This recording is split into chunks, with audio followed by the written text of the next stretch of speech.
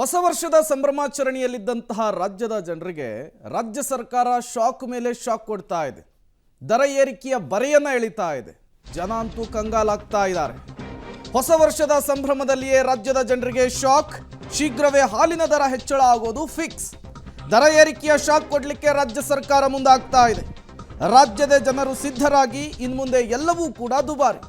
ಹಾಲಿಂದ ಹಿಡಿದು ಆಲ್ಕೋಹಾಲ್ವರೆಗೂ ದಿನಪ್ರತಿನಿತ್ಯ ಬಳಸುವಂತಹ ತರಕಾರಿ ಎಲ್ಲವೂ ಕೂಡ ಹೈಕ್ ಆಗಿದೆ, ರೇಟ್ ಜಾಸ್ತಿ ಆಗಿದೆ.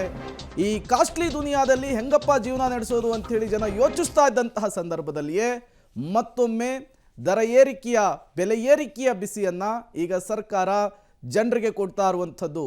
ಒಂದು ಕಡೆ ನೀರಿನ ಬಿಲ್ ಜಾಸ್ತಿ ಮಾಡೋದಕ್ಕೆ ನಿರ್ಧಾರ, ಮತ್ತೊಂದು ಕಡೆ ಹಾಲಿನ ದರವನ್ನು ಏರಿಕೆ ಮಾಡಲಿಕ್ಕೆ ನಿರ್ಧಾರ.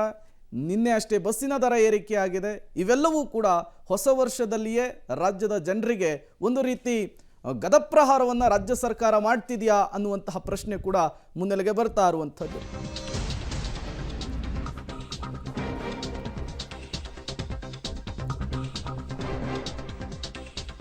ಹಾಲಿನ ದರ ಏರಿಕೆ ಬಗ್ಗೆ ಸಚಿವ ವೆಂಕಟೇಶ್ ಅವರು ಸುಳಿವನ್ನ ಬಿಟ್ಕೊಟ್ಟಿದ್ದಾರೆ.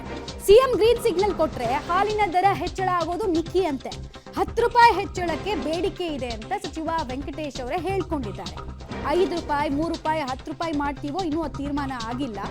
ಚರ್ಚಿಸಿ ಅಂತಿಮ ತೀರ್ಮಾನವನ್ನ ಕೈಗೊಳ್ತೀವಿ ಅಂತ ಮಾತ್ರ ಅವರು ಹೇಳಿದ್ದಾರೆ. ಹಾಲಿನ ದರ ಏರಿಕೆ ಪ್ರಸ್ತಾಪ ಇರೋದು ಸತ್ಯ ಅಂತ ಸಚಿವರು ಕೂಡ ಒಪ್ಪಿಕೊಳ್ತಾ ಇದ್ದಾರೆ. ಬೆಲೆ ಏರಿಕೆ ಮಾಡಿಬಿಟ್ಟು ಅದನ್ನ ಹೈನುಗಾರಿಕೆಗೆ ರೈತರಿಗೆ ಕೊಡ್ತೀವಿ ಅಂತ ಹೇಳೋದು ಸರಿ, ಶೀಲ್ಡ್ ತರ ಬಳಸ್ಕೊಳ್ಬಾರ್ದು ಅನ್ನೋದು ಅಷ್ಟೇ ಜನರ ಮಾತು. ಯಾಕಂದ್ರೆ ಲಾಸ್ಟ್ ಟೈಮ್ ನಾವು ಜೂನಲ್ಲಿ ನೋಡಿದ್ವಿ, 50 ml ಎಕ್ಸ್ಟ್ರಾ ಕೊಡ್ತಾ ಇದೀವಿ, 2 ರೂಪಾಯಿ ನೀವು ಜಾಸ್ತಿ ಕೊಡಬೇಕು ಅಂತ ಹೇಳಿದ್ರು. ಈಗ ಅದನ್ನು ಕಟ್ ಮಾಡಿಬಿಟ್ಟು ಬೆಲೆ ಏರಿಕೆ ನಾವು ಮಾಡ್ತೀವಿ, 10 ರೂಪಾಯಿ ಅಷ್ಟು ಬೇಡಿಕೆ ಇದೆ ಅಂತೆಲ್ಲ ಹೇಳೋದು ಸಮಂಜಸನ ಪ್ರಶ್ನೆ ಇದೆ. ಸರ್, ಹಾಲಿನ ದರ ಹೆಚ್ಚಳಕ್ಕೆ ಸಂಬಂಧಪಟ್ಟಂಗೆ ಚರ್ಚೆ ಆಗ್ತದ ಹಾಲಿನ ದರ ಹೆಚ್ಚಳ? ಹಾಲಿನ ದರ ಹೆಚ್ಚಿಗೆ ಮಾಡಬೇಕು ಅಂತೇಳಿ ರೈತರ ಒತ್ತಾಯ ಇದೆ. ಏಕೆಂದರೆ ಈಗ ಅವರ ಉಪಯೋಗಿಸ್ತಕ್ಕಂಥ ಆಹಾರ ಪದಾರ್ಥಗಳೆಲ್ಲ ಜಾಸ್ತಿ ಆಗಿದೆ. ಅವ್ರು ಜಾಸ್ತಿ ಮಾಡೋರು 10 ರೂಪಾಯಿ ಜಾಸ್ತಿ ಮಾಡಿ ಅಂತ ಡಿಮ್ಯಾಂಡ್ ಕೇಳ್ತಾ ಇದ್ದಾರೆ. ಬಟ್ ನಾವಿನ್ನೂ ಚರ್ಚೆ ಮಾಡ್ತಾ ಇದ್ದೀವಿ. ನಾವು ಚರ್ಚೆ ಮಾಡೋ ತೀರ್ಮಾನಕ್ಕೆ ಸರ್, ಬರ್ತೀವಿ. ಲಾಸ್ಟ್ ಟೈಮ್ 2 ರೂಪಾಯಿ ಹೆಚ್ಚಳ ಮಾಡಿ 500 ಮಿಲಿ ಜಾಸ್ತಿ ಕೊಡೋದು ವಾಪಸ್ ತೆಗೆದುಕೊಂಡ್ರಿ. ಈಗ ಅದಕ್ಕೆ 5 ರೂಪಾಯಿ ಹೆಚ್ಚಳ ಮಾಡಬೇಕು ಅನ್ನುವಂಥ ಪ್ರಸ್ತಾಪಗಳಿದ್ದಾವೆ ಅಂತ ಹೇಳಲಾಗ್ತದೆ. ಈಗ 5 ರೂಪಾಯಿ ಮಾಡ್ತೀವೋ 3 ರೂಪಾಯಿ ಮಾಡ್ತೀವೋ 10 ರೂಪಾಯಿ ಮಾಡ್ತೀವಿ, ಇನ್ನೂ ತೀರ್ಮಾನ ಆಗಿಲ್ಲ. ತೀರ್ಮಾನ ಮಾಡಿದ್ರೆ ನೀವು ಮುಂದೆ ಬರ್ತೀವಿ. ನಾವು ಒಟ್ಟು ಜಾಸ್ತಿ ಆಗುತ್ತೆ, ಅದಕ್ಕೆ ಪ್ರಿಪೇರ್ ಆಗ್ಬೇಕು ಜನ. ರೈತರಿಗೆ ಈಗ ಉತ್ಪಾದನೆ ಮಾಡೋರಿಗೂ ಕೊಡ್ಬೇಕಲ್ಲ ನಾವು. ಏನೋ ಅವ್ರು ನಷ್ಟ ಮಾಡ್ಕೊಂಡು ಯಾಕೆ ಉತ್ಪಾದನೆ ಮಾಡ್ತಾರೆ? ದಿನೇ ದಿನೇ ಉತ್ಪಾದನೆ ಜಾಸ್ತಿ ಆಗ್ತಿದೆ ಹಾಲಿಂದ. ರೈತರು ಅದ್ರ ಮೇಲೆ ಅವಲಂಬಿತರಾಗಿದ್ದಾರೆ.